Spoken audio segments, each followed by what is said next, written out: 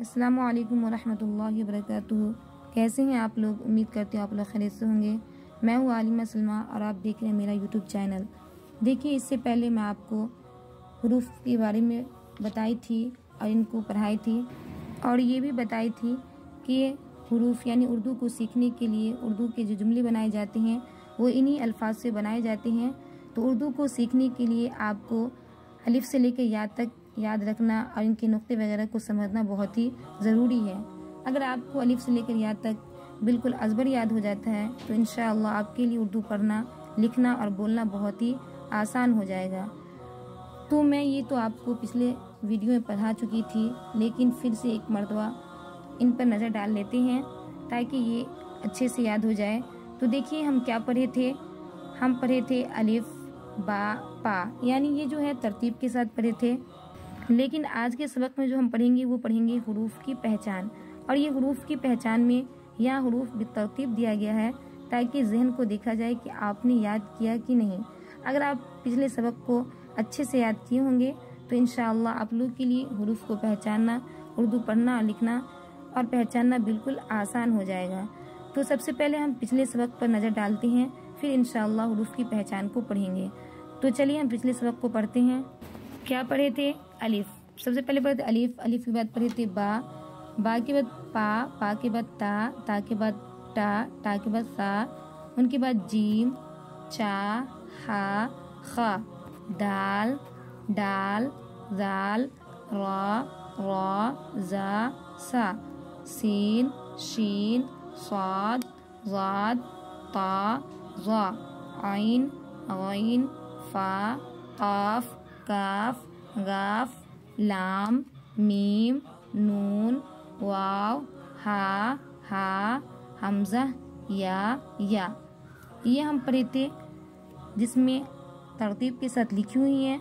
यानी अलिफ के बाद बा होता है, बा के बाद पा होता है, पा के बाद ता होता है, ता के बाद टा होता है। लेकिन ये तो कल का सबक था। लेकिन आज का जो सबक है, आज के सबक में आपको पहचानना हुरूफ को।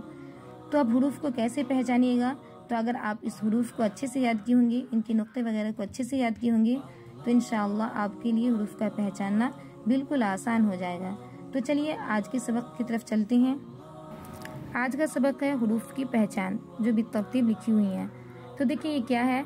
अलिफ के बाद बा होता है, बा के बाद पा होता है, पा के बाद ता होता है। लेकिन यहाँ पर अलिफ के बाद जीम है, जीम के बाद जाल है, जाल के बाद शीन है।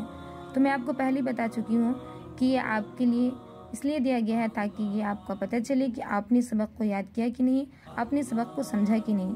अगर आप पिछले सबक को अच्छे से समझ गए होंगे, अच्छे से याद किए होंगे तो इंशाअल्लाह आपके लिए समझना, आपके लिए पढ़ना और याद रखना बहुत ही आसान होगा। तो देखिए क्या है? अलिफ के बाद है जीम, जीम के बाद है ज़ाल, ज़ाल के बाद है शीन, शीन के बाद है गैन, गैन के बाद है मीम, मीम के बाद है बा, चा, रा, स्वाद, फा, नून, पा, हा, रा, ज़ाद, काफ, वाव के बाद है खा के बाद है ज़ा, ता, काफ, हा, ता, दाल, टा, सा, ज़ा, गाफ, या, सा, डाल, सीन, आइन, लाम, या, हा, हमजा। ये रहा आज का सबक। देखिए, आज के सबक को पहचानना है और उनको याद रखना है। देखिए, मैं इससे पहले भी बता चुकी हूँ अलिफ की शक्ल, जीम की शक्ल, ज़ाल की शक्ल, और ये भी बता दी थी कि अच्छे से याद कर लीजिए ताकि आगे चलकर परेशानी ना हो। तो आप उन हुरूफ को बार बार पढ़िए, उनको ज़हन दिमाग में रखिए, उनको लिखिए।